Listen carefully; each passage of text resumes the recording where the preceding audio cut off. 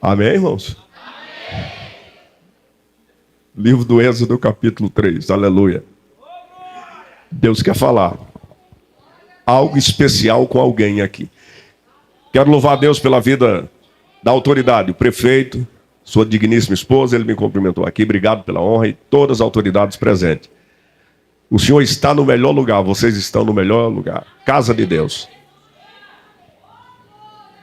Êxodo capítulo 3, versículo 1 a seguir. Olha o que Deus diz aos nossos corações.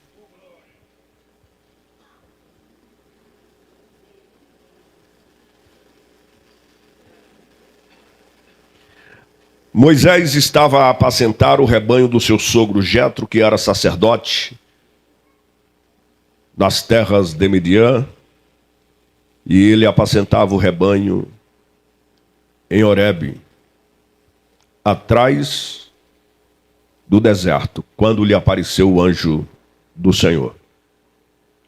O anjo lhe aparece dizendo assim: no meio de uma chama de fogo, no meio de uma sarça. E quando ele olhou, eis que a sarça ardia no fogo, porém ela não se consumia. Moisés disse: eu vou me virar para ver o que está acontecendo com os meus olhos. Estou tendo uma visão, porque a sarça não se queima. Vendo Deus que o Senhor se virava, que Moisés se virava para ver, Deus bradou do meio da sarça, dizendo: Moisés, Moisés. Ele disse: estou aqui. Disse-lhes Deus: não te chegues para cá, sem que primeiro tire dos teus pés essas sandálias. Porque o lugar que tu está pisando eu fiz se tornar santo. Disse mais Deus: eu sou o Deus de teu pai Abraão, o Deus de Isaque, o Deus de Jacó. Moisés encobriu o seu rosto porque temeu olhar para Deus. Disse Deus: Moisés, eu tenho visto atentamente toda a aflição do meu povo que está no Egito. Eu tenho ouvido o clamor do meu povo. Moisés, eu conheço as dores do meu povo, porque lhe oprimem. Portanto, eu desci para livrar o meu povo da mão dos egípcios. Farei meu povo subir daquela terra para uma terra boa, larga, uma terra que mana leite e mel. Darei ao meu povo o lugar do cananeu, do eteu, do amorreu, do ferizeu, do eveu e do jebuseu. Amém? Podeis assentar, irmãos.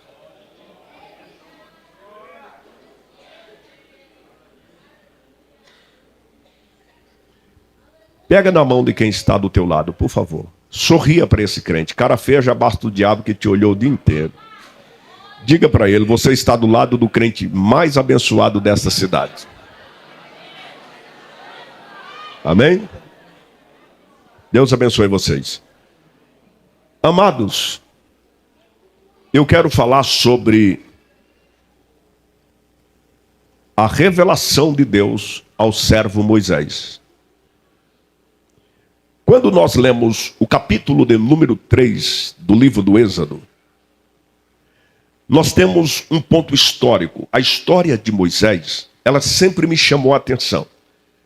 Desde a minha pequena idade, ainda menor, quando eu tinha meus 11, 12, 13 anos, quando eu tive a oportunidade, na minha casa tinha uma TV preto e branco, e pegava muito ruim aquela TV, e tinha que ficar subindo lá em cima, ou eu ou meu irmão, e mexia naquela antena, e colocava bombril, e pedaço de arame, de lata, para ver se aquilo funcionava, e era uma luta tenebrosa. Mas depois o tempo se passou. Eu tive o privilégio de ir à casa um dia de um vizinho, e esse vizinho era cristão, evangélico, na cidade. E era aproximadamente umas 3 horas da tarde, quando ele disse: nós vamos assistir um filme da Bíblia. Foi o primeiro filme que eu tive o privilégio de assistir sobre a história de Moisés. Aquilo me fascinou, os momentos de manifestação de Deus.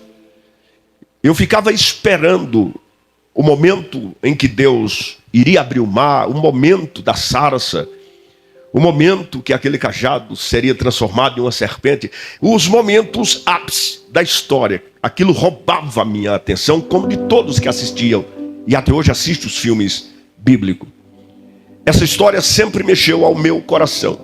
E ao longo dos anos, são já 37 anos pregando o Evangelho, 14 anos fui pastor de igrejas, não só uma, várias igrejas no estado de São Paulo, e eu me preocupei em estudar a Bíblia, procurar saber de fato por que andar com este livro sem conhecer, na verdade, o que nele está escrito. Então, ao longo do tempo, Deus foi nos dando oportunidades ministeriais, entre pastorado, entre pastoreios, e depois como professor de escola teológica. Sentei para ouvir, sentei para aprender a palavra de Deus. E falo com muito amor e carinho, e com paciência, as coisas que nela nos traz vida eterna. Quando nós lemos a história de Moisés, esse capítulo 3, para nós entendermos a finalidade, qual era o ponto que Deus haveria de chegar, qual era o seu propósito, o seu desígnio para o tempo. Nós temos, primeiramente aqui, 3 vontades de Deus manifestadas. A primeira vontade de Deus é chamada vontade secreta. Deus vai revelar os seus mistérios, seus grandes segredos para um homem. E este homem há de repassar os mistérios de Deus por escrita, de uma voz oral, para uma nação que seria levantada e construída pelo próprio Deus. Nós temos a segunda vontade de Deus neste capítulo, que é a vontade decretiva.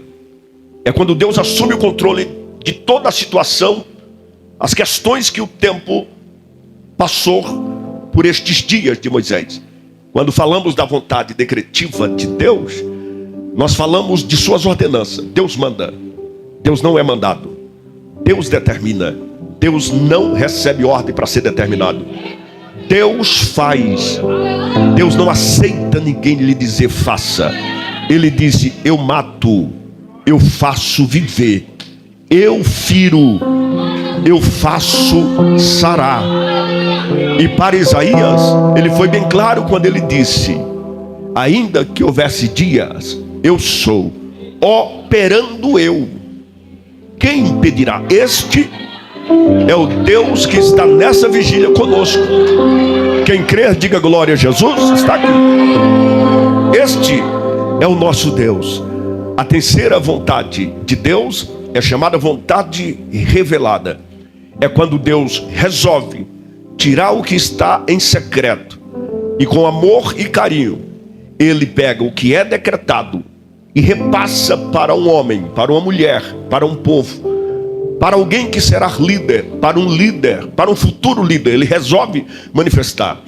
Jesus disse aos seus discípulos: meu Pai ocultou essas coisas dos grandes, dos sábios e dos entendidos, mas o meu Pai revelou aos pequeninos na terra.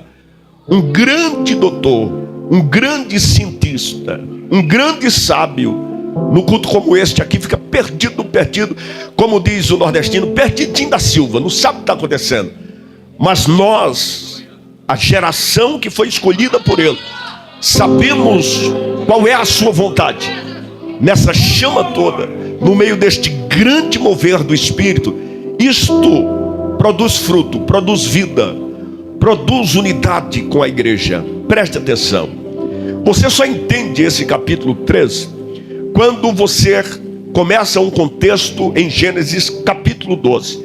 E eu quero caminhar dentro da Bíblia um pouco de história para nós entendermos O plano de Deus não é só levantar um líder.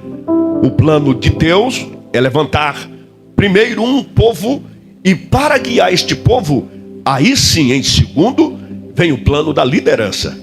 Ora, como liderar se não tem um povo?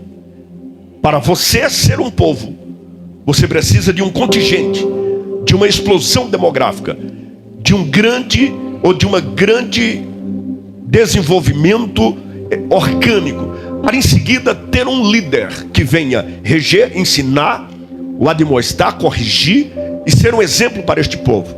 O primeiro plano de Deus é criar uma nação. Gênesis capítulo 12, Deus disse a Abrão: Abrão, sai da tua terra, da tua parentela, da casa de teu pai, e tu vais para uma terra que eu te mostrarei. Abrão, eu te abençoarei de uma forma expansiva. Eu vou pegar o teu nome e vou engrandecer o teu nome. Soprarei o teu nome. É uma aliança que Deus está criando com Abraão. Aquele que te abençoar, abençoado será. Não te preocupa com cara feia. Não te preocupa quem te olhar torto. Não te preocupa com os que têm a língua solta para te amaldiçoar. Aquele que te amaldiçoar, tu não amaldiçoa, pois uma vez que ele te amaldiçoar, amaldiçoado ele já estará. Tu não precisa te preocupar em amaldiçoar ninguém. Abraão, de ti eu farei uma grande nação. Abraão tinha 75 anos de idade. Sara, casado com uma mulher chamada Sarai, que em seguida será chamada de Sara, ele de Abrão para Abraão. E nos diz a Bíblia que quando Abraão ainda já velho, com 100 anos de idade, e Sara 90, Deus faz com que sua palavra seja cumprida. Toca no ventre de Sara, que era seu sonho, era o seu desejo, era a sua vontade. E Sara engravidará do velho Abraão, e nasce Isaque. A Bíblia diz que Isaque se torna o jovem da promessa de Deus feita a Abraão. E quando Isaque chega à sua idade marital, Deus prepara uma jovem por nome de Rebeca, dos quais Isaque será o seu esposo. Futuramente, passados os anos, Deus dá a Isaque 2 filhos, e vem Jacó e vem Esaú. Aprove a Deus escolher a Jacó. Diz a Bíblia que quando Jacó se torna adulto e trai o seu irmão, como todos nós sabemos, Jacó vai para a terra de Pati-Arã. Chegando na terra de Pati-Arã, ele conhece a sua prima. Diz a Bíblia que vendo Jacó, avistando Jacó a Raquel, ele o ama assim que ele a ver pela primeira vez. Mas como Jacó deveria passar por um processo de um tempo na casa de Labão, são-se passados aproximadamente 14 anos, até que Deus faz com que Jacó prospere na terra mais 7 anos e vai para 21 anos. No período em que Jacó vai casar com Raquel, diz a Bíblia que conversando ele com seu tio Labão, Labão disse para Jacó que era necessário que primeiro desse a mais velha para Jacó. O casamento foi assim. A Bíblia diz que Raquel era vistosa, bela e formosa, porém Leia tinha problema nos seus olhos. E no dia do casamento, Labão, muito malandro, para fazer Jacó aprender de verdade o que é uma malandragem. Jacó traiu seu irmão por malandragem. Então ele vai colher a malandragem pior do seu tio. O negócio já estava na genética, já era de família. Aí diz a Bíblia que naquele dia Labão pede para os seus servos dar muito vinho a Jacó. Quando foi à noite, na lua de mel, Jacó muito embriagado, não teve como ter contato com a esposa, e Raquel ficou ali do lado, toda cismada. Quando Jacó acorda pela manhã, que tira o véu da moça, ele achava, meu Deus do céu, como se tirasse o doce da boca da criança. Não era Raquel, era Leia. Então Jacó se levanta, vai até Labão e briga com Labão. E Labão diz: aqui você está na minha terra, ô jovenzinho. Aqui quem manda sou eu. O bandidão aqui, ok? O chefão do tráfico aqui sou eu, ok? A malandragem aqui é superior ao seu nível. E diz a Bíblia que trabalhou Jacó por Raquel mais 7 anos. E a Bíblia diz que ele teve 2 esposas. E quando Deus ordenou pelo anjo que Jacó saísse ainda, antes que o sol nascesse, das terras de Padan-Aram, para pagar o seu voto em Betel, para voltar para a terra que Deus tinha lhe prometido, diz a Bíblia que Jacó saiu com 2 esposas e cada uma recebeu uma serva. Uma se chamava Bila e a outra se chamava Zilpa. A Bíblia diz que essas mulheres deram a Jacó filhos. Esses filhos serão 12 príncipes e apenas uma filha por nome de Tamar. Vem Ruben, Judá, Dan, Naftali, Efraim, Zebulon, Issacar, Levi, Simeão, Azé. E a Bíblia diz que Raquel, a sua amada, deu a ele José. Preste bem atenção. Para Deus criar uma nação, Deus começou primeiro com um casal chamado Abraão e Sara. Preste atenção. Deus começou com Abraão e... Isso quer dizer que homem com homem não gera nação. Mulher com mulher, no máximo vai fazer sabão, porque nação não vai gerar ninguém. Deus precisou de um casal de velhinhos para criar o povo que será chamado de Israel. Talvez você me diga, pastor, quando Deus cria Israel, é porque Deus odeia todas as nações da terra? Tire isso da sua cabeça. Quando a Bíblia diz povo adquirido, geração eleita, povo exclusivo do Senhor, isto é uma obra interna do sentimento de Deus. O que eu estou querendo te explicar é que todos os povos da terra são criação de Deus. Como todos os povos da terra se tornaram pagãos, a deuses pagãos, fora dos caminhos do plano de Deus, então Deus precisaria criar um povo para que através deste povo todos os povos da terra viessem ao Senhor. Deus não ia criar um povo e isolar dos demais povos da terra. Por isso que nós aprendemos, e é bem claro, Cristo Jesus, o nosso Salvador, disse que eu e você e a igreja somos testemunha dele e do Evangelho. Agora, o único povo na história que é considerado testemunha de Deus ocular, chamado testemunha de Jeová, não é esses malucos que dia de sábado fica batendo na porta dos outros. Não, o único testemunha de Jeová é chamado Israel. Estes sim são os testemunha verdadeiro do Senhor. É lá que se manifestou Deus, é lá que a glória foi revelada, é lá que a aliança foi feita, é lá que foi revelado os segredos da história, é lá que o Messias nasceu, é lá. Eles são os testemunha de Jeová. Presta atenção. Para Deus criar uma nação, ele precisou de um casal. Quando nasce Isaac, deixa de ser um casal e passa a ser uma família. Para Deus criar uma nação, ele começa com um casal, de um casal, uma família. Mas a família não será o gerador apenas de uma nação. Antes de uma nação, a Bíblia diz que Jacó receberá a bênção do Senhor para ter 12 príncipes. E esses príncipes futuramente serão selecionados como líder de cada tribo. Cada tribo receberá o nome de cada príncipe. Isso quer dizer, primeiro um casal, depois uma família, terceiro uma tribo de príncipes. Quando nasceu os 12 filhos de Jacó, a Bíblia diz que os irmãos de José o aborreceram, primeiro porque Jacó fez José ser pastor muito novo. Segundo, porque Jacó deu a veste mais bela, a veste mais brilhante, a veste colorida que seria do irmão mais velho Ruben. Mas eles não entenderam que Jacó era o primogênito de Raquel. Então Jacó semeia a túnica para José. E diz a Bíblia, e por causa disso seus irmãos começaram a odiar mais e mais. Mas como se não bastasse, a Bíblia diz que Jacó ordena José a fiscalizar seus irmãos. E toda vez que os irmãos estavam no campo, Jacó enviava José para trazer notícia dos irmãos. E diz a história, e José trazia má notícia de seus irmãos. Quem tem futuro diante de Deus é assim. Ele não se corrompe, ele não se entrega, ele não se vende. Conversas afiadas não passam pelo seu pensamento.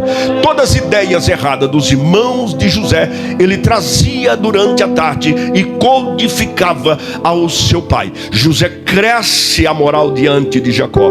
Por isso seus irmãos passam a odiá-lo, a ponto dos irmãos jogar José numa cisterna, rasgar o vestido de José. E Deus providencia uma caravana que vai passando de ismaelita para o Egito, e José é vendido aos ismaelitas por 20 moedas. E a Bíblia diz que chegando no Egito, José é vendido a Potifar. José passa a crescer na casa de Potifar. Todos sabem a história. José vai passar por um sofrimento humilhante, acusado de assédio sexual. José termina em mais uma prisão. Mas o interessante é que quando José, em todos os seus momentos difíceis, em todos os seus momentos árduos, em todos os seus momentos complexos, Deus nunca se afastou de José.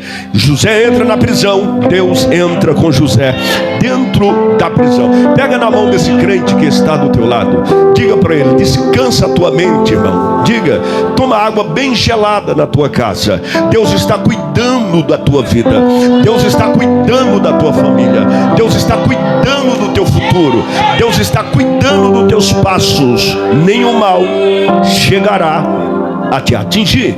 José se torna o prisioneiro de Faraó, e dentro da prisão José se torna o chefe dos presos. José interpreta o sonho do copeiro, José interpreta o sonho do padeiro. A Bíblia diz que José é chamado por Faraó para também interpretar seus sonhos. Estou correndo a história.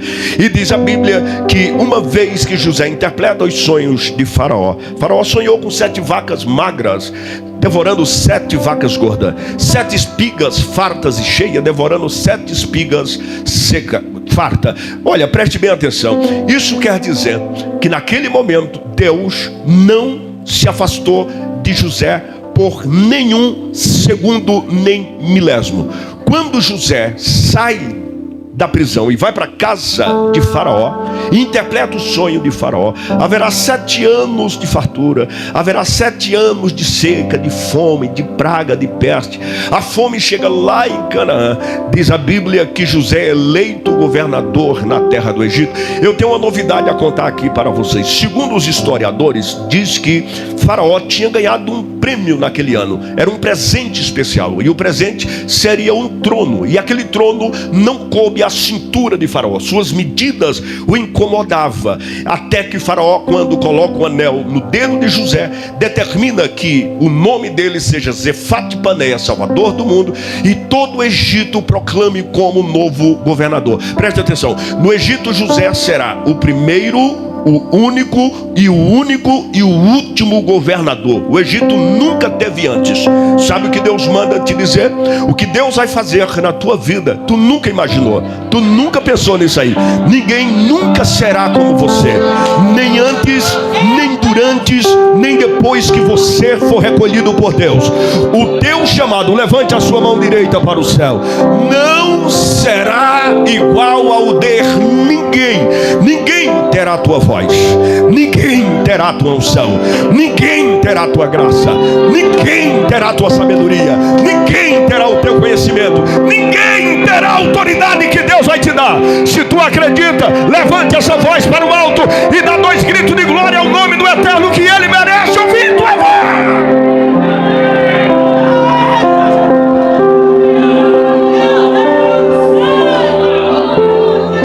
Ninguém será como você. Sabe o que Faraó determina? Que se coloque José naquele trono. O que é seu já está preparado. Você não entendeu? Levante a mão assim. Coloque essa mão direita no ombro de alguém.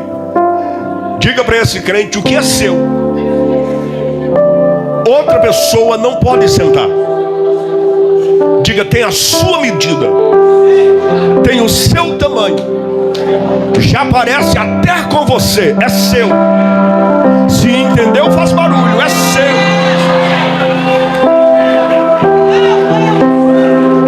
É seu.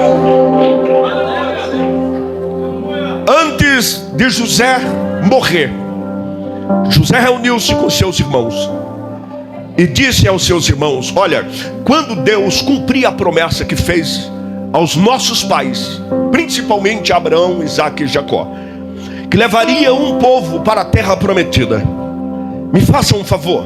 E os seus irmãos disseram: diga, José. não deixe meus ossos no Egito, leve meus ossos para Canaã.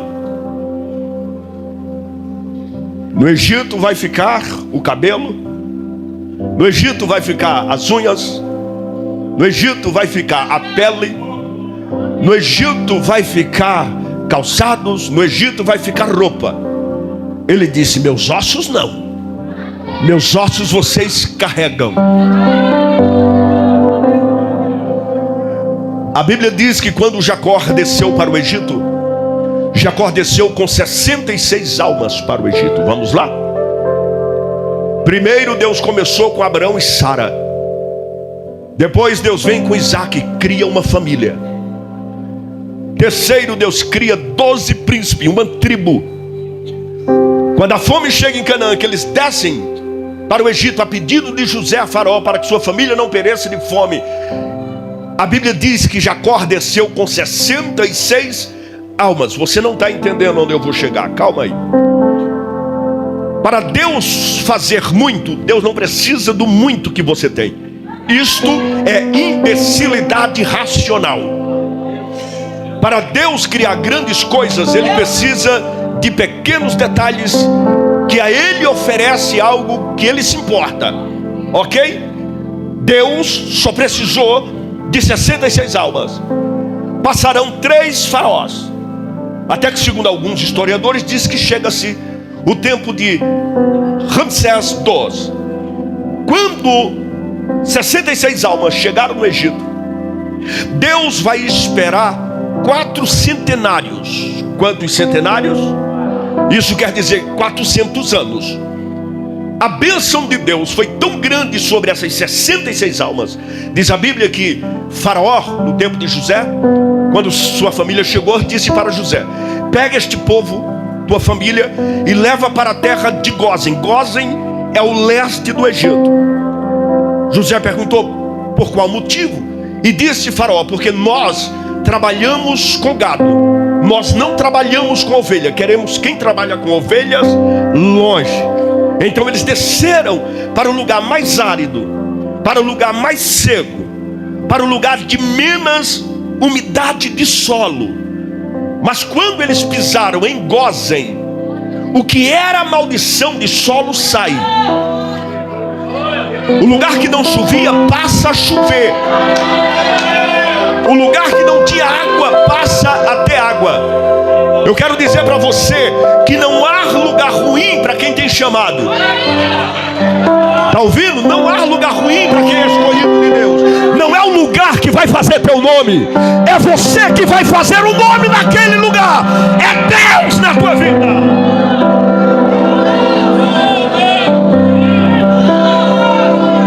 Não existe lugar difícil para quem Deus escolhe. Quando Jesus começou o ministério, Jesus sabia que se começasse pelo lugar mais difícil, por Nazaré, por Belém, pela costa da Galileia, os discípulos não iriam. Aprende essa aula de história para você. Aí a Bíblia diz que Jesus pega os discípulos e leva para Cafarnaum. Tu sabe por que ele foi para Cafarnaum? Porque era o lugar dos filósofos, dos doutores. Então ele queria mostrar aos discípulos que entre os doutores ele é mestre, ele dá aula, ele ensina, ok? Mas quando os discípulos chegou lá, percebeu que na região aonde vinham os gregos, aonde vinham os maiores homens filósofos da época, os discípulos perceberam que foram tomados de súbito por desprezo, rejeições, não foram valorizados. E quando Jesus realizou 2 milagres lá, o discípulo imaginou que Jesus seria aplaudido. Tu acha também? O povo de lá, que era o povo riquinho da universidade, disse que Jesus era o próprio Beelzebu, o diabo encarnado. Aí sabe o que é que Jesus faz? Jesus vai lá para Nazaré. Nazaré, cidade de prostituição. Nazaré, cidade de tráficos de crianças. Nazaré, cidade de ladrões. Nazaré, lugares de estupradores e bandidos fugitivos. Nazaré, Jesus foi para o pior lugar aonde um ser humano racional, com as suas ideologias, com as suas ideias filosóficas, não, eu não vou lá porque somando 2 mais 2 dá 4, com mais 2 dá 6. Jesus disse: eu não quero saber de pinóia nenhuma dessa. Eu vou lá aonde tem bandido, aonde tem quem não presta, aonde tem alguém que alguém não valoriza. Eu quero pegar gente ruim, pegar a madeira que não está torta e levantar ela é fácil. Agora eu quero ver pegar a madeira torta e consertá-la. E ele é especialista a escrever em linhas tortas. Ele é especialista. Disseram que madeira torta não se conserta, até conhecer o carpinteiro da Galileia. Quando Jesus pegar essa madeira, ela se arruma. Quer ver? Quem era a madeira torta aqui? Levante a mão para o céu. Arrumou ou não arrumou? Tem até brilho de glória a Deus, tem até brilho de aleluia. Tu e eu não valia um tostão, um centavo. Hoje está aqui sentado parecendo um príncipe, revestido de graça, revestido de poder, revestido de autoridade, revestido de unção. Se o diabo pudesse, o diabo entraria nesta vigília e arrancaria a língua de cada crente que está dando glória a Deus. Se o diabo pudesse, o diabo pegaria uma serra elétrica e arrancava os braços e as mãos de quem vai levantar comigo para dar glória a Deus. Se o diabo pudesse, o diabo pegaria uma marreta, quebraria tuas pernas para tu não vir nessa vigília nesta noite. Mas como ele não pode, o maior e o grandão da Galileia está sentado entre nós, entronizado, só quem vem adorar joga a mão para cima e adora.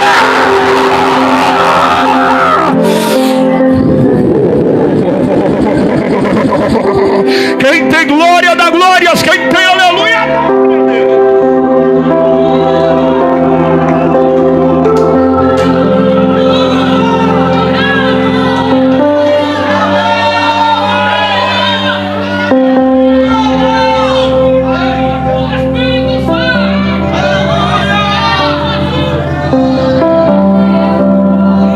Estou sentindo ele.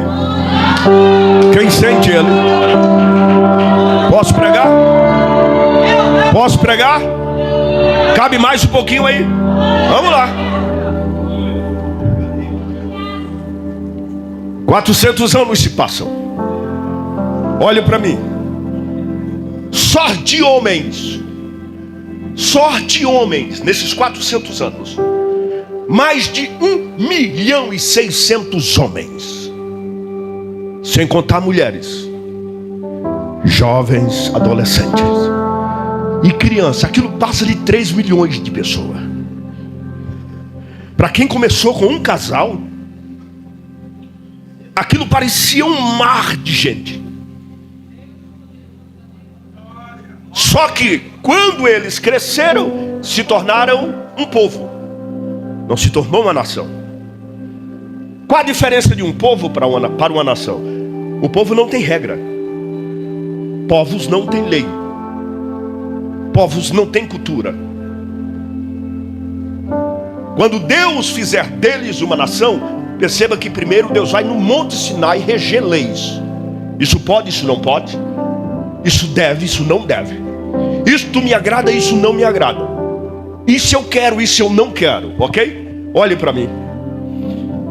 No período em que este povo começou a crescer, a história diz que os egípcios, através das ordens faraônicas, fizeram 3 tentativas até que esse povo se tornassem mais de 3 milhões. Até que eles se tornassem este grande povo.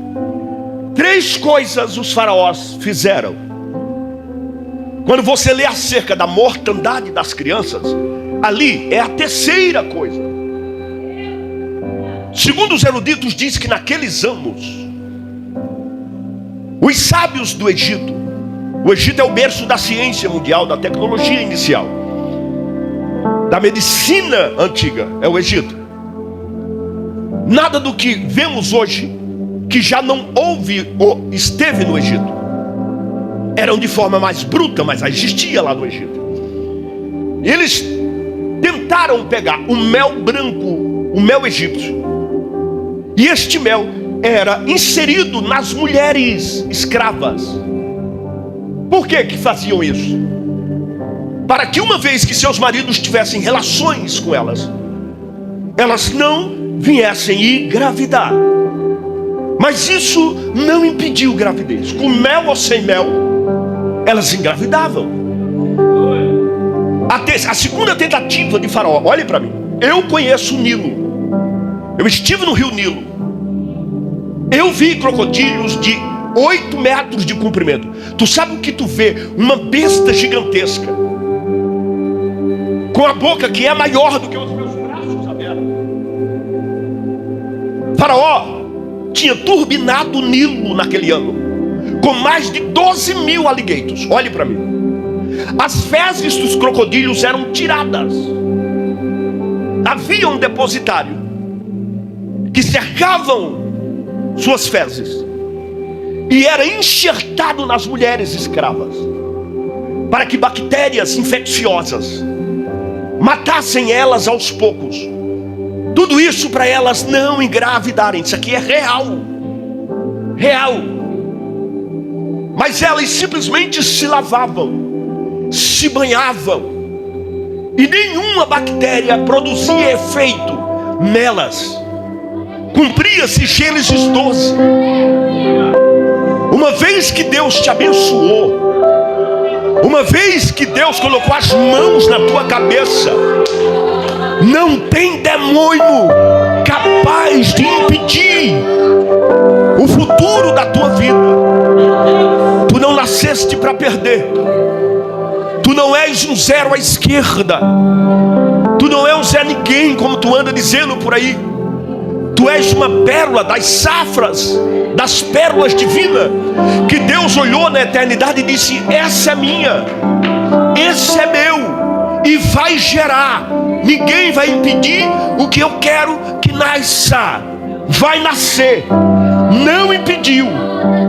Até que chegou um certo dia que a notícia sai dos lábios de 2 amigas de Joquebede.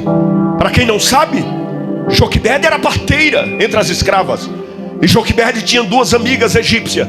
Uma se chamava Puá e a outra se chamava Zifrá.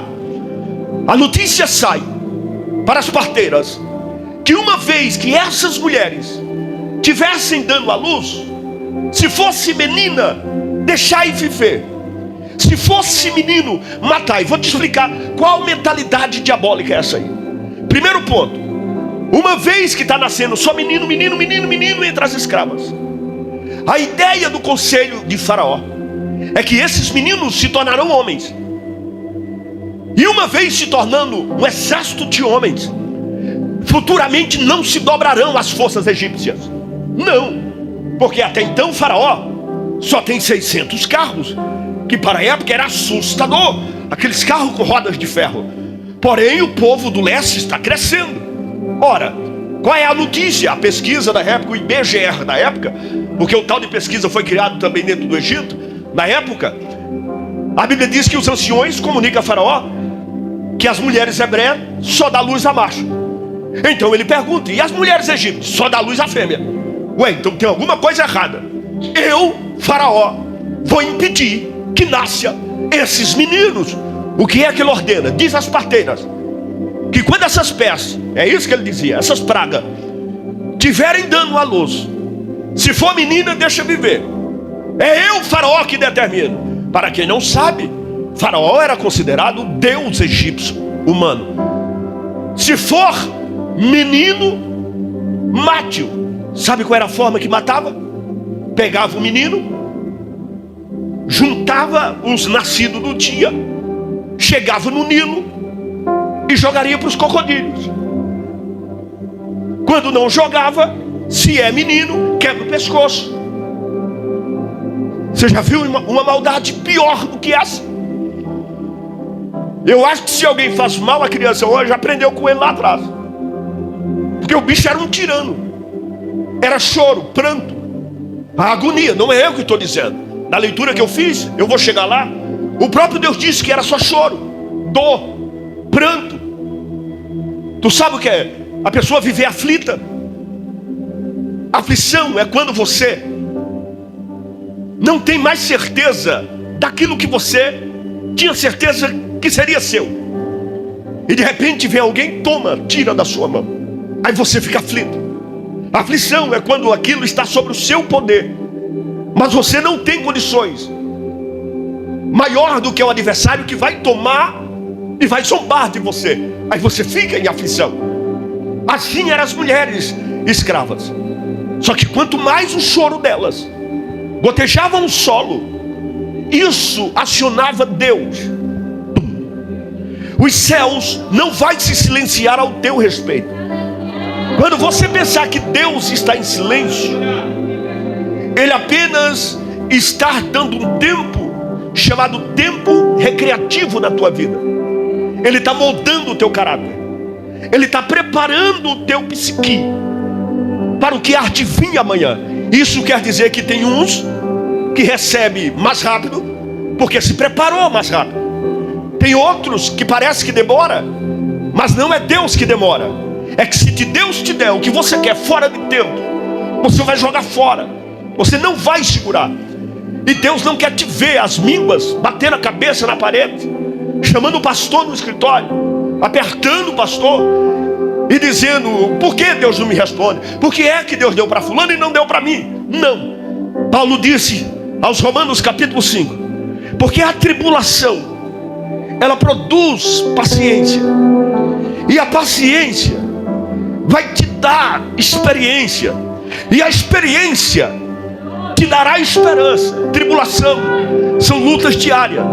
Cada luta dessa que você está passando são partículas de Deus resetando você para encaixar algo maior na tua vida. Tu não está sendo castigado, tu está sendo preparado para o dia de amanhã. O que Deus está reservando em 2006, se você crê, eu creio que eu não estou pregando para uma igreja incrédula, para uma igreja morta. Estou pregando para uma igreja que crê. Se crê, diga glória a Jesus. Que crê, levante a sua mão direita para o céu. As perdas que você teve não se comparará aos ganhos que Deus te dará. Apenas cala-te, não reclamas, não murmuras, não abre.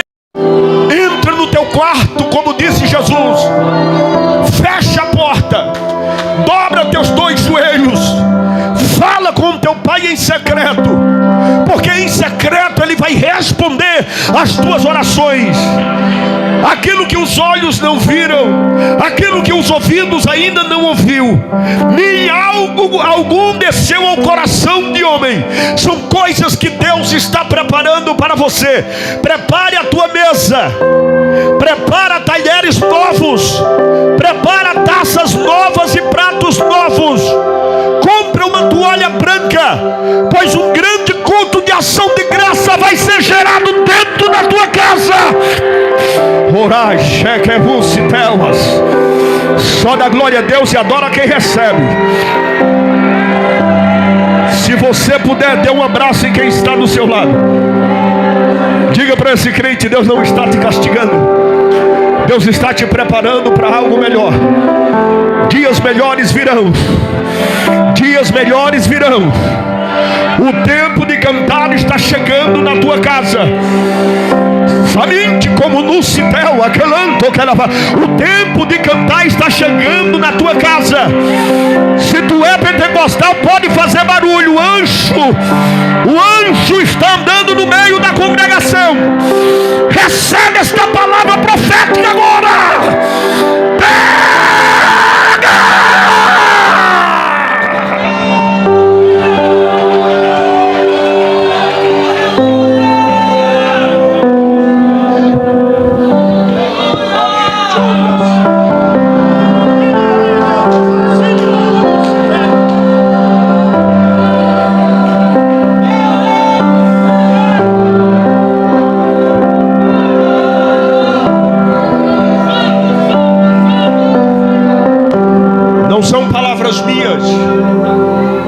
Palavras de Jesus.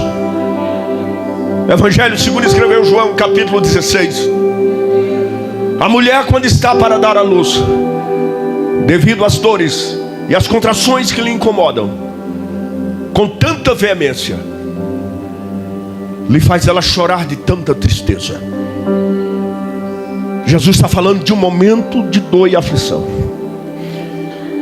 Os discípulos criaram um ponto de interrogação quando ele falou isso. E ele disse: mas depois que esta dar à luz ao filho, a alegria dela é tão grande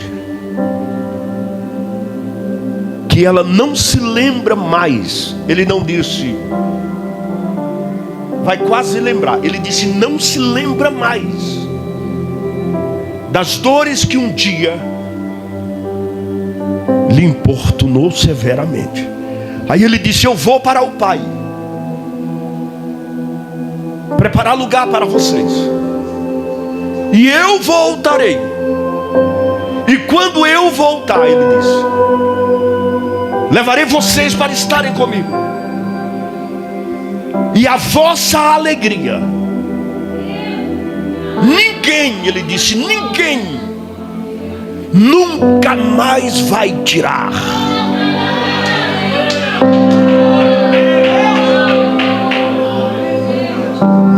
Ele vai dar um basta nisso tudo.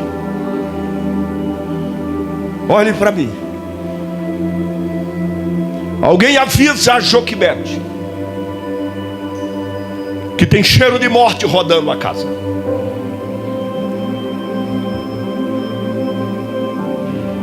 Para você que já leu esse ponto bíblico aqui, eu vou te explicar algo aqui especial.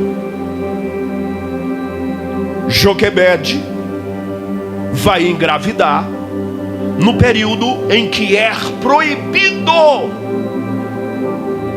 engravidar.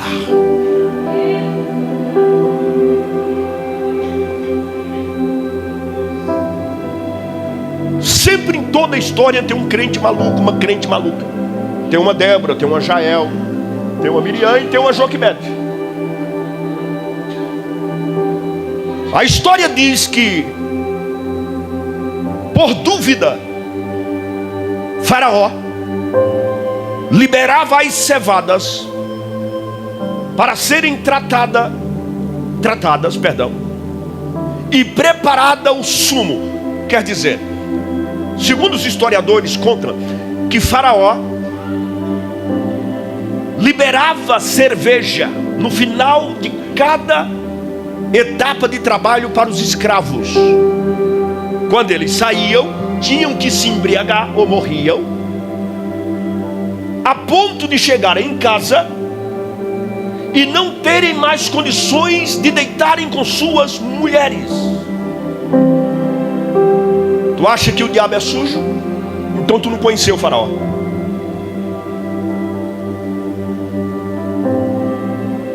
O marido de Joquebede, se bebeu cerveja, não derrubou ele.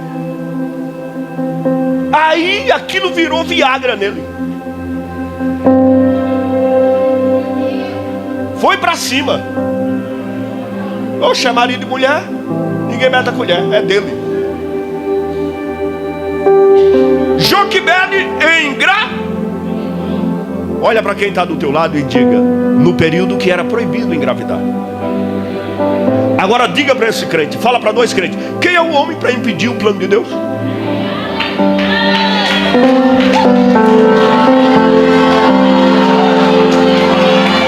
Quem é o casca-buio? Quem é o maluco? Bebeu gasolina, Faraó? Olha para mim. Como escapar 9 meses sem que Faraó descubra que ela está grávida, sendo ela parteira? Tu não sabia dessa. É aí que surge Zifrá e Puá. Diga Zifrá, Puá, duas amigas. Quem tem amigo tem braço. Quem tem amigo verdadeiro tem pernas. Quem tem amigos tem colo para chorar. Quem tem amigo tem olhos para ver na sua frente. Quem tem amigo de verdade tem ouvido. Eu costumo dizer que há dois tipos de amizade, né? Amigo cabeça, que é o servo que disse para Naamã: mergulha 7 vezes, cara. Eu sei que tu tem a piscina de Ábara, de Farpá, de Damasco, mas ele mandou 7 vezes. Se em 7 vezes tu não for curado, nosso exército mata ele, queima ele, acaba com ele. Naamã obedeceu o seu servo amigo, e mergulhou. Já tem um amigo Pedro, que é o amigo braço. Quando o cara chegou para prender Jesus, Pedro não sabia nem quem era direito, pegou a espada e disse: é por aqui mesmo, ele lepe. Jesus disse: rapaz, eu não preciso desse tipo de amizade não, pega essa orelha e coloca aí no lugar. Se for amigo seu para arrumar confusão, amigo encrenqueiro, falador mais do que o homem da cobra, sai de perto dessa coisa.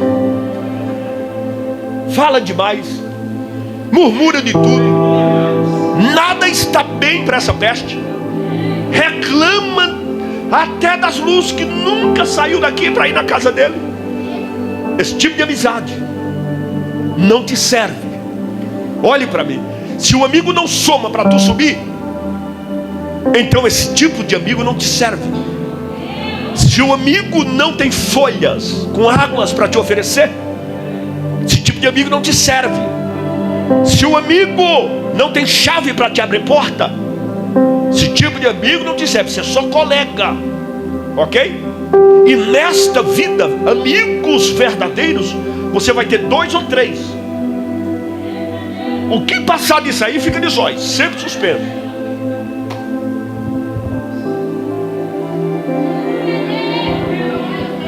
Sempre de olho. Amigos verdadeiros não andam em bando. Quem anda em bando é colega. Amigos são raros. Mas quando você diz preciso, ele diz estou dentro. Me socorre, ele diz tua vida é minha vida. Amigo de verdade, esses serão raros na sua vida.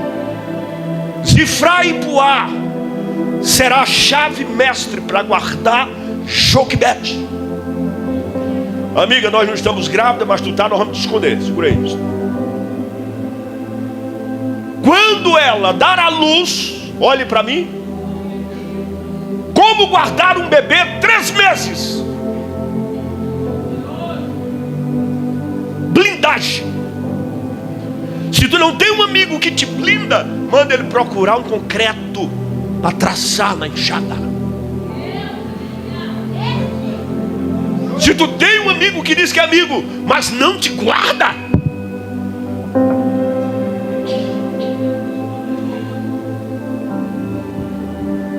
como diz o filósofo, e o verdadeiro amigo é aquele que te defende na tua. Não é esse feiticeiro que anda falando mal de você por aí atrás, não. Primeiro, uma praga dessa nem crente é. O cara começa um assunto, falar mal do pastor, aí ele vai e começa a dar pilha. Que tipo de crente é você? Tu que gosta de falar mal de pastor, tu não conhece nem o teu nariz direito, porque tu quer falar mal do pastor. Quem tu pensa que tu é? A unção ministerial chegou até tu? Se fosse para chegar até você, você não estava aí, você estava aqui, ok? É dessa forma. Isso é ministério. Isso aí não é aquele chiclete babalu que você mastiga. Quando você for falar de um homem de Deus, escova bem o teus dentes com Sensodyne Plus. Quer falar mal? Fala mal do cachorro, fala mal do gato, que esse aí não tem como se defender. Olhe para mim, elas guardaram Joquebede, até que o faraó descobriu e disse: as parteiras passaram perto de nós. Tem um monte de mulher que deram à luz e estão escondendo os bebês. Guardas, entrem em suas casas. A casa que tiver um bebê, matem primeiro o bebê na frente de sua mãe, e depois matem sua mãe. Joquebede pegou o menino, colocou no seio, pensando que seria a última vez que ela iria amamentá-lo. Chamou Miriam e disse: eu fiz uma arca, coloca teu irmão aqui dentro. Miriam tinha 14 anos de idade. Olhe para mim, Miriam na Bíblia é considerada adolescente de QI alto, avançado, Porque as adolescentes e os adolescentes de hoje tá tudo mimado, tudo flufluzinho. Não lavam a louça para a mãe. Não passa um pano na casa. E o vagabundinho só quer ficar com o celular dentro do quarto, jogando Roblox. Ei, Roblox, vai arrumar o que fazer, pilantra. É por isso que minha geração não quer te respeitar. Tu é uma geração de ferro ou uma geração de plástico, rapaz?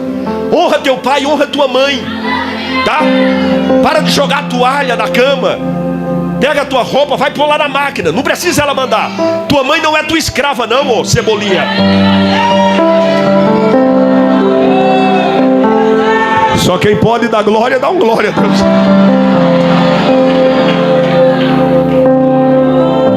Tua mãe não é tua escrava. Tô certo ou errado? Focado.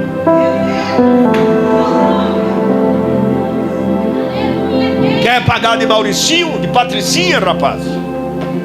Aprende a sofrer agora.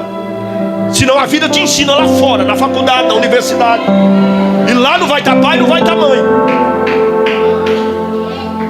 Miriam, sofrimento forja caráter. Pressão do governo em cima de Miriam, de Joquebede. Miriam pegou o menino. Tu sabe para onde Miriam vai levar? Miriam gostava da atenção. Miriam levou o menino para juntos aos juncos à beira do Nilo. Diga juncos. Tu sabe o que é juncos? Quando o crocodilo sai do Nilo pela manhã, ele entra naquelas folhagens, abre a boca e espera 6 horas da manhã uma presa passar ali. Aí tu me diz, Miriam bebeu gasolina, pastor. Por que é que Miriam colocou o irmão dela próximo ao crocodilo? Por quê? Sabe o que Miriam está dizendo? Lembra da mula de Balaão? Deus disse para Balaão, fala. Falou? Deus disse, fala mula. Falou não? Falou. A mula falou. Profetiza, mula. Profetizou, sim ou não? Sim. Quando Miriam levou o irmão dela próximo aos crocodilos, Miriam estava com esse pensamento: é melhor acreditar e confiar no animal irracional do que confiar em quem está sentado do seu lado.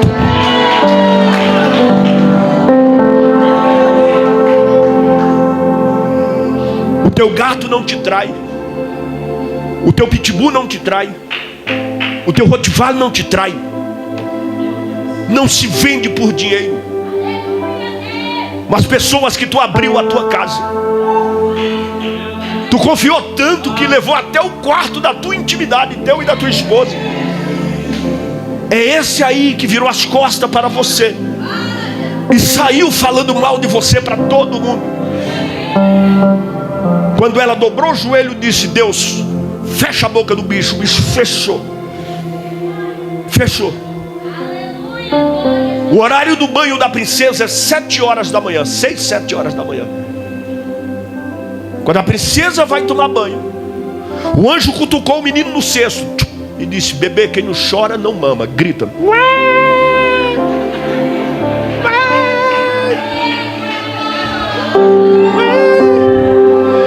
E grita alto, porque tu vai pregar para 3 milhões de crentes sem microfone. Grita. Ele... Diz a Bíblia, e ouvindo ela o choro da criança, se comoveu de uma tão íntima paixão é ilusão, momento ilusório. Íntima compaixão é sentimento de mãe. Isso aqui é só para quem vai crer. Quando o diabo pensar que fechou uma porta, Deus está abrindo um portão para você. Levante as duas mãos se você crê, e com este fervor dê 3 gritos de glória ao nome do Cordeiro. Quando o diabo pensou que tirou uma mãe, o diabo acabou de patrocinar a mulher mais rica da terra, a filha de Faraó. Chacoalha esse crente, pega no ombro dele aí. Diga para ele, quando uma porta se fecha, outra maior se abre na tua vida. Diga: quando o diabo pensou que empobreceu o menino, ele acabou de abrir a riqueza do Egito para a sua vida. Só quem crê, joga a mão para cima, abre a tua boca e adora.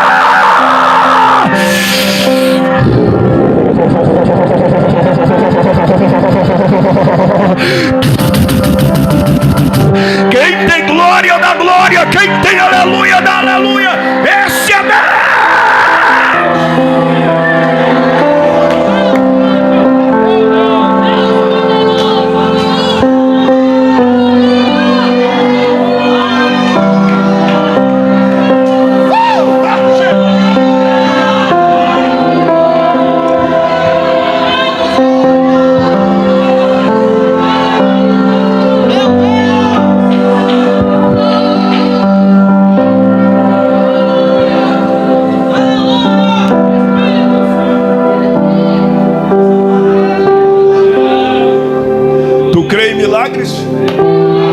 Tu crê em milagres?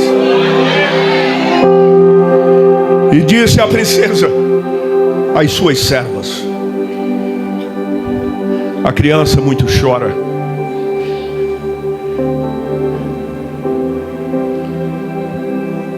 O que farei e o que darei para que ele se cale? Sabe onde estava Miriam? Junto a Zifra e Puá, amigas de mamãe. O que você faz, Miriam? Esse é meu irmão, tem 3 meses. Por amizade a mamãe, não deixe ninguém fazer mal a ele, por favor. E as duas convenceram a filha de Faraó, dizendo: este bebê precisa ser amamentado urgente. Diz: mas como assim? Qual a serva está com leite em seu seio? Então apareceu Miriam e disse à princesa: conheço uma. Abre as tuas mãos, abre as tuas mãos. Se o diabo levou, ele vai ter que dar meia volta para devolver. Tem que devolver. Não, você não entendeu. Ele vai devolver. Dá um grito de glória. Vai devolver. Vai devolver.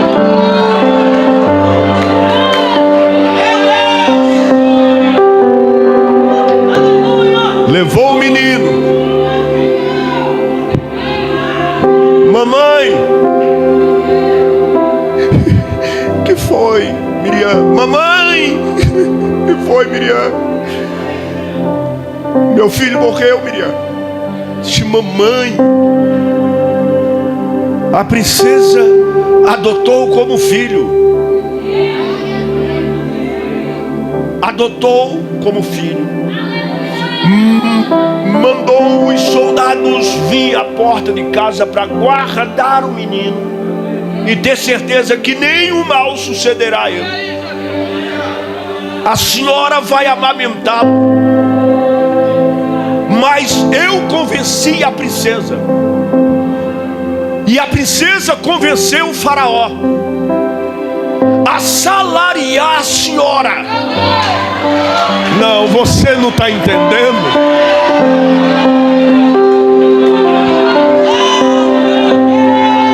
A senhora vai receber salário para cuidar do próprio filho. Foi criado no Egito 40 anos. Com 40 anos, ele viu um soldado egípcio batendo em um pobre velho. Tu acha que ele deixou? Não. Só quem sofre ajuda quem sofre. Pegou o soldado egípcio e disse: fique quietinho. Ele reagiu, deitou ele, mandou ele para a terra de pé junto, enterrou na areia. O cara era macho. Homem com H que honra o H. Homem macho. Disse: bater em véia é fraco, bate em mim, desgraça. Lá no céu Deus ficou doidinho, disse: eu preciso de um assim para defender Israel. Passado outro dia ele pegou 2 irmãos brigando. Disse: rapaz, para de brigar, moço. Vocês é família, parente. Um disse: tu pensa que nós não vimos quando tu matou o soldado e enterrou na areia? O caso foi para o ouvido de Faraó. Só que no ouvido de Faraó o caso chega multiplicado. Notícia nunca chega certa. Eu imagino que a notícia chegou assim, pastor Roberto: Moisés está matando pessoas. Multiplicou a situação. Moisés vai ser expulso do Egito. Faraó toma o cetro. No Egito, a mãe dá as sandálias ao filho. Enquanto ele vive em casa, a mãe dá a ele sandálias. O pai dá o vestido, os colares e o diadema. O Faraó toma. Moisés foge. Quando ele chega no deserto de Parã, de Horebe, ele encontra mercenários batendo em 7 moças. Ele defende ou não? Homem. Partiu para cima dos caras, deu com os 2 pés, colocou os bandidos, traficantes para correr. Disse: deixa essas donzelas aqui. Jetro tinha uma chamada Zípora, doidinha para casar, mas velha, toda assanhadinha. Quando viu ele, disse: como é seu nome? Disse: Moisés. Disse: meu nome é Zípora, prazer, vamos para casa? Vamos. Chega na casa dela, já chega casando. Jetro disse: lá no Egito tu era o príncipe, tu tinha cetro, que eu sabia. Aqui eu te dou um cajado. Segundo a antiga Torá e a sua interpretação, diz que o cajado que Jetro vai dar a Moisés foi criado no Éden. De Adão ele vai até Noé, de Noé a Abraão, de Abraão para Isaac, de Isaac a Jacó, de Jacó a José. José deixa o cajado no Egito. A história diz que Faraó tinha um amor supremo por aquela ferramenta para lembrar de José. Por isso que o contexto diz: e Jetro era sacerdote de Midian. E muitos alunos já me perguntaram na escola: por que Jetro era sacerdote? Se sacerdote foi Deus que criou. Presta atenção. Sacerdote Jetro. Jetro era conselheiro do trono de Faraó. E por uma desavença com Faraó, ele rapta o cajado e leva para sua casa. Nada do que Deus entregará nas tuas mãos que já não esteja preparado. Quando Moisés chega, Jetro diz: o escolhido recebe, entrega na mão dele. Deus vai esperar Moisés completar 80 anos. Olhe para mim: se tu fosse Deus, tu usaria um homem com 40 ou com 80?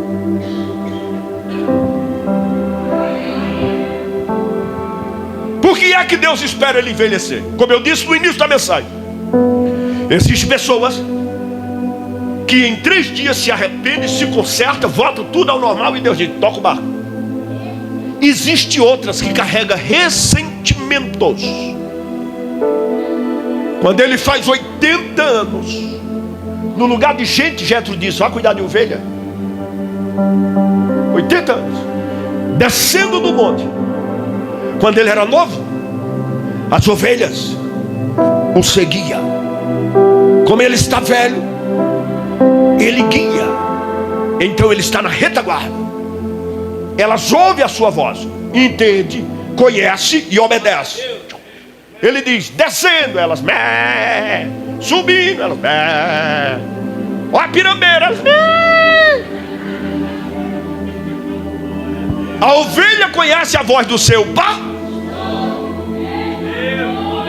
Agora olha para mim: 80 anos, cabelos brancos, rosto enrugado, queimado no sol, com um cajado. Tu sabe por que o cajado tem curva? Ah, para puxar a ovelha, só isso. A curva do cajado simboliza a curvatura da idade e a velhice do homem. Deus estava dizendo a Moisés: enquanto tu não curvasse tu não morre. A sarça é um arbusto no deserto. O vento leva, o sol faz ela queimar e ela produz fumaça. Tu sabe qual é o horário que o pastor leva o rebanho para o deserto? 4 horas. Tu sabe qual é o horário que o pastor traz o rebanho do deserto? 4 horas. Quando ele está vindo com o rebanho, qual é o horário? A sarça acende. E ele vem assim, ó. Ele tem 80 anos. Ele agora está assim, ó. Quando as ovelhas viu o fogo, se espalhou. Aí ele diz assim: eu vou me virar e ver o que está acontecendo. Tu acha que ele está conversando com quem? Com as ovelhas ali. Quando as ovelhas assustam com fogo, ele coloca ela na retaguarda e diz: eu estou velho, mas eu não estou morto. Calma. Tu sabe porque Deus fará dele líder? Diga: por defender um pobre velhinho. Tu sabe por que Deus fará dele pastor? Diga: por defender 7 sexos frágeis. Tu sabe por que Deus fará dele chefe em Israel? Por defender ovelhas humildes. O cara nasceu pastor e não sabia.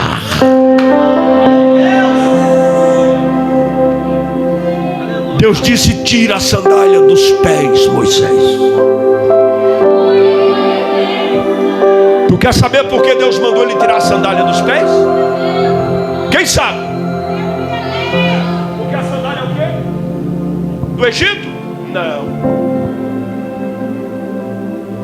Quando eu e você acordamos pela manhã, a primeira coisa que procuramos é o quê?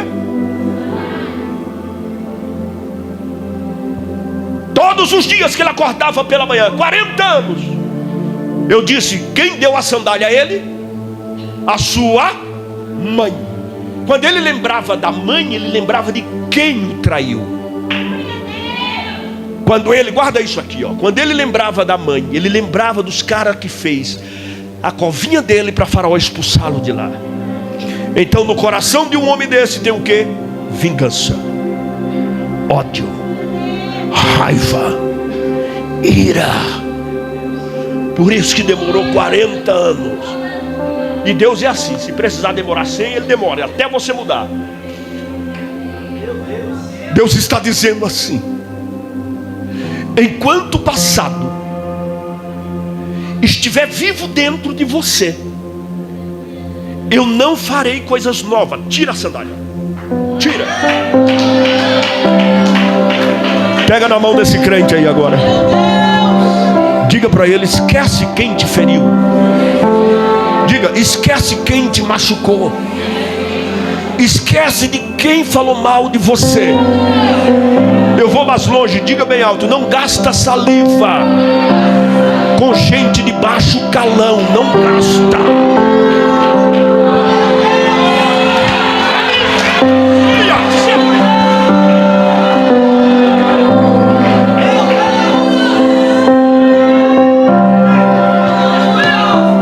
Não se desmereça para certas pessoas.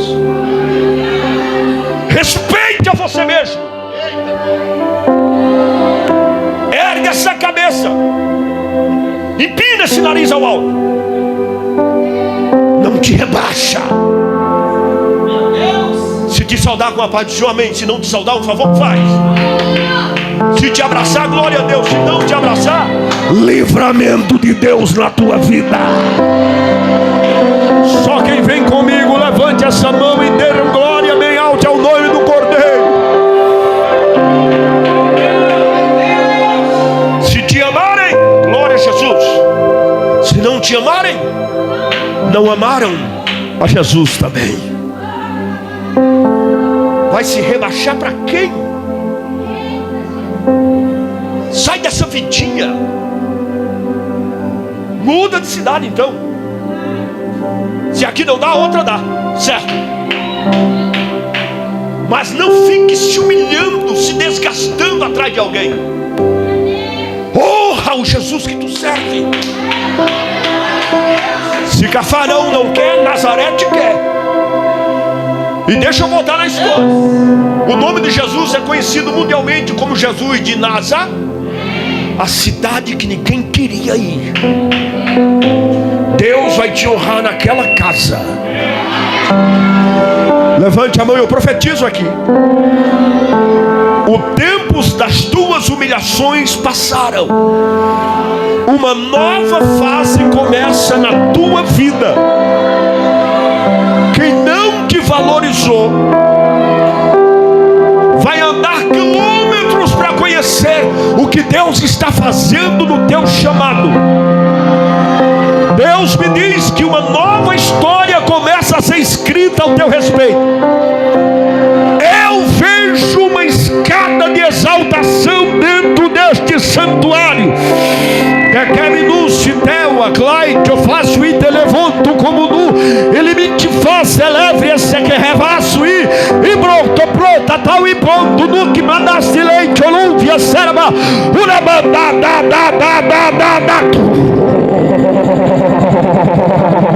Dá um abraço nesse crente agora, dá um abraço nessa irmã, nesse irmão. Profetiza para ele, profetiza para ela, profetiza algo de Deus na vida dele. Receba mudança hoje, receba virada de mesa hoje, receba portas que estão sendo abertas hoje.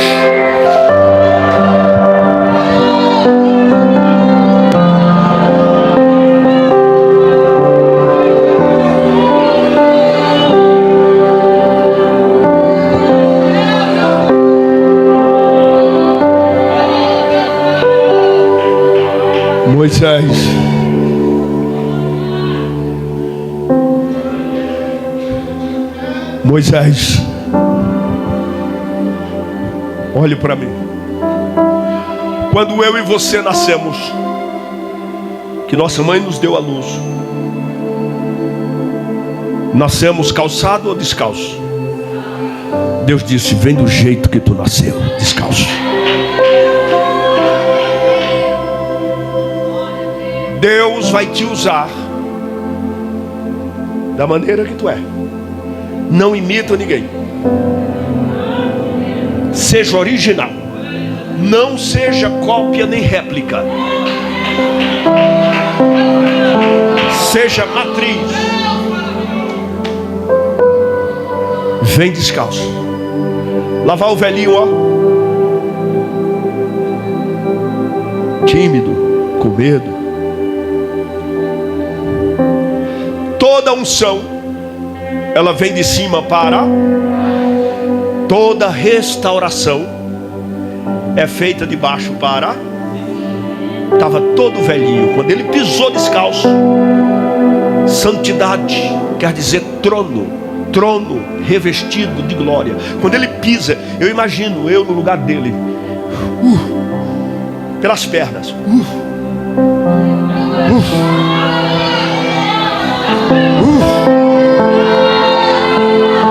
o cabelo. Quando ele firmou, Deus disse: deixa eu me apresentar.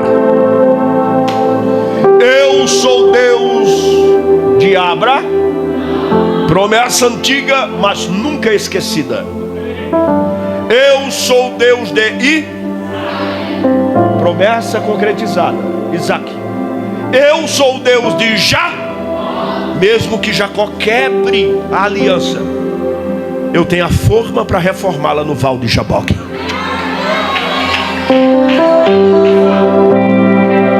Moisés, eu desci. Deus fez o quê? Fala para 3 crentes aí, diga para ele: Deus está vindo te socorrer, irmão.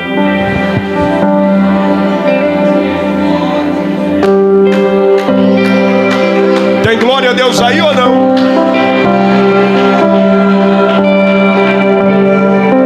Eu arrumava confusão na escola quando eu era criança. Brigava, às vezes não era nem eu que arrumava. Era um problema com minha irmã, alguém batia nela, aquela coisa toda. E sempre fui meio sanguíneo, assim, estouradão, assim. Aí um dia eu juntei 7 alunos, eu sabia lutar. Aí arrebentei os 7 dentro da sala. Aí eu me lembro que a diretora disse: chama o pai dele que o demônio pegou ele. E eu em cima da carteira, parecendo um cilindro, velho.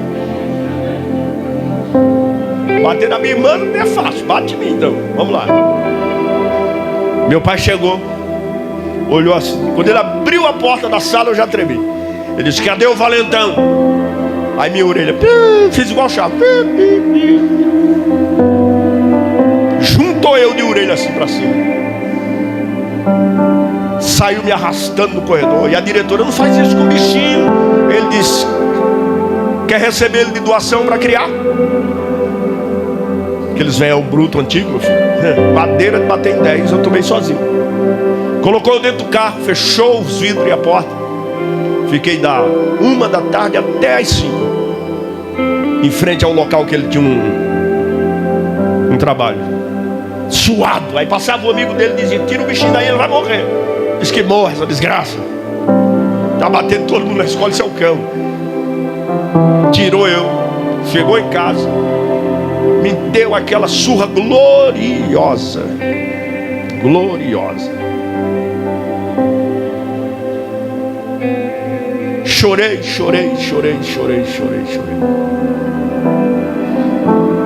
Até ser moldado o meu caráter de encrenqueiro, que arrumava confusão. Treinava com professores, artes marciais, e queria fazer dos inocentes que não sabiam lutar uma ferramenta de apanhar. Olhem para mim. Quando Moisés é restaurado, Deus diz assim: eu desci. É quando eu lembrava às vezes, porque eu não podia brigar mais na escola, e eu dizia: eu vou chamar meu irmão, Ademir, meu irmão. Nós éramos em 15, hoje nós somos em 7. Mas o Ademir, ele tem 4 anos mais velho que eu, nós somos criados juntos. Ele sempre foi aquele neguinho parrudinho assim, fortão. Quando eu dizia: eu chamo meu irmão, aí o negócio pegava. Mas não ficava um. Parece que eu vejo Deus dizer assim, ó: eu desci. Deus está dizendo assim: já que vocês humilharam tanto este povo, agora é eu que estou assumindo o problema. Eu desci e farei meu povo subir. Faz assim. Faz assim. Só quem está vivo, olha para quem está do teu lado e diga: meu lugar é mais em cima, irmão. Subir. Vamos lá? Diga: subir para uma terra. Terra de número 1, terra boa. Sim ou não? Está escrito terra boa. Fala para 2 crentes: Deus não dá nada ruim a ninguém. Digo: o melhor carro dessa cidade vai ser o meu. Meia dúzia não recebeu aí atrás, problema seu. Só quem crê. Digo: o melhor carro dessa cidade vai ser o meu. Diga: a melhor casa vai ser a minha. O melhor emprego vai ser o meu. Receba! Terra de número 2. Para uma terra larga. Abre os braços. Fecha os braços. Deus está dizendo assim: eu, Deus, irei tirar você do estreito, do apertado. Vou te dar espaço. Sabe aquelas pessoas que estão te sufocando, que tu diz: eu não aguento mais certas pessoas. Deus está dizendo: vou afastar essas pessoas de você. Quando você entra no ambiente que tem espaço, qual é a nossa reação? Faz assim. Deus está dizendo: te farei respirar. Terra de número 3. Para uma terra que mana. Não, leite e mel é depois. Se Ele vai te dar algo que tem espaço, Ele tem que te dar mana. Mana não é maná. Mana, manancial. Para você ter algo grande, tem que ter condições para manter Tem coragem de apertar a mão de alguém aí e dizer: Deus vai te dar a fonte.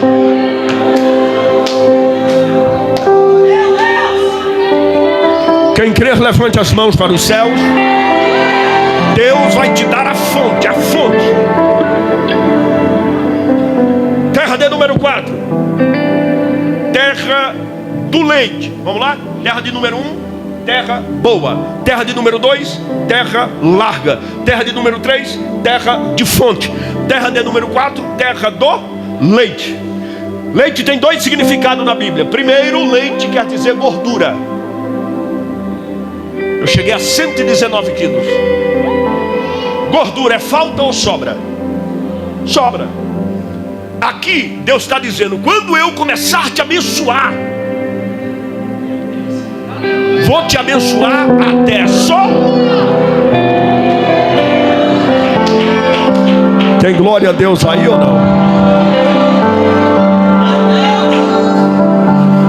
E tu não pedirás emprestado mais a ninguém, mas tu levante as mãos, tu terás para emprestar a muita gente.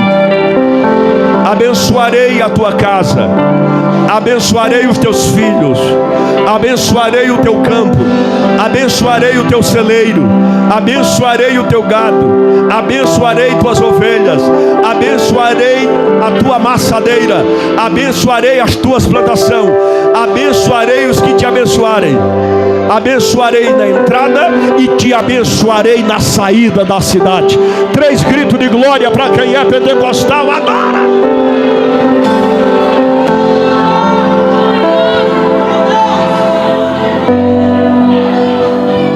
Para fechar, terra de número 5, terra do mel. Vamos lá? Número 1, diga: terra boa, terra larga. Levante a mão quem está vivo. Vamos lá. Número 1, diga: terra boa. Para não esquecer nunca mais, diga: terra boa, terra larga, terra de fonte, terra da fartura, terra do mel. Mel quer dizer saúde, remédio.